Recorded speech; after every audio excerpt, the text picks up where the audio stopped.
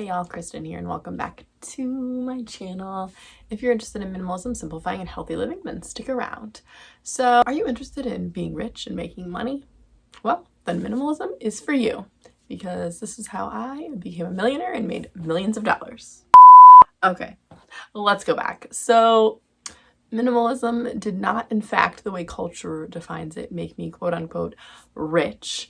It definitely made me have a little bit more control over my finances, but this video is actually going to be talking a lot about how minimalism made me rich in not just the financial aspect, in that it helped me save money, develop a budget, but it made me rich in a lot of other areas. So let's talk about how minimalism made me rich. So the first thing is, minimalism made me look at my finances a little bit and really evaluate, like, what do I actually value? Do I value pleasing other people? Do I really value wanting to like keep up with the Joneses and have things that everybody else has just to impress other people and maintain superficial relationships, things like that? And when I really dug deeper and took the time to evaluate what are the things that I value, I discovered I'm doing a lot of things and spending money on things that I don't value, and it's not making me happy, it's not making me joyful, it's not helping my relationships. And so that was kind of the start of my journey. No, I'm not a millionaire, but I feel like my life is rich in so many areas, and I have control over my finances now, and that I am saving and investing and working towards something that honestly, before then, I was not.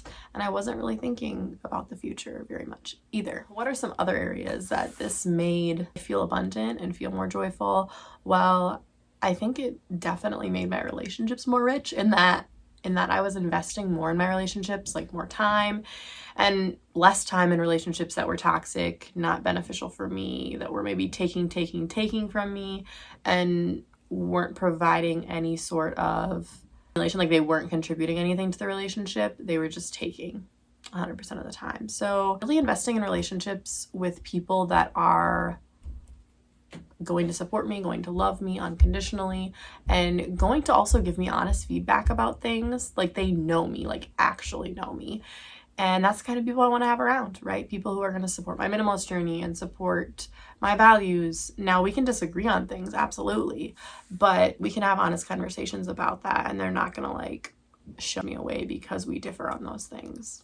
And that's the kind of relationships I want. So while letting go of some of those relationships was difficult and was not easy, ultimately it led to me investing more time in things that I actually value and actually care about. And one of those things was honest and healthy relationships. The next thing, with my mental health, it helped me live more in the present moment and learn to be still.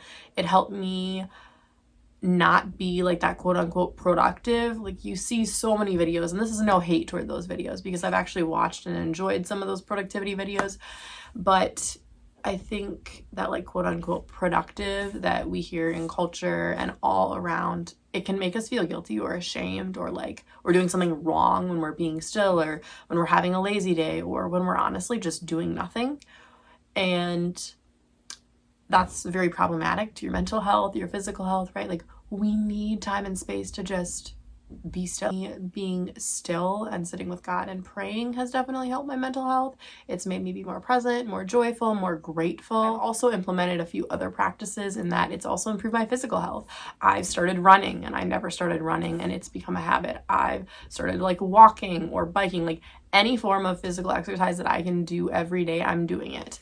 Now, this doesn't mean that I'm pushing myself too hard or, you know, breaking myself down, but I'm spending at least 30 minutes every day making sure I'm getting intentional exercise. The other thing is, when I discovered things that I value, like my physical health, prioritizing my mental health, my spiritual health, all of that different areas, I also discovered other things in other areas that I wasn't investing time and energy into that make me feel full and make me feel joyful and that I really enjoy doing. So things like cooking, things like singing, things like dancing that I had just thrown off on the wayside because I was like, oh, I don't have time for those things.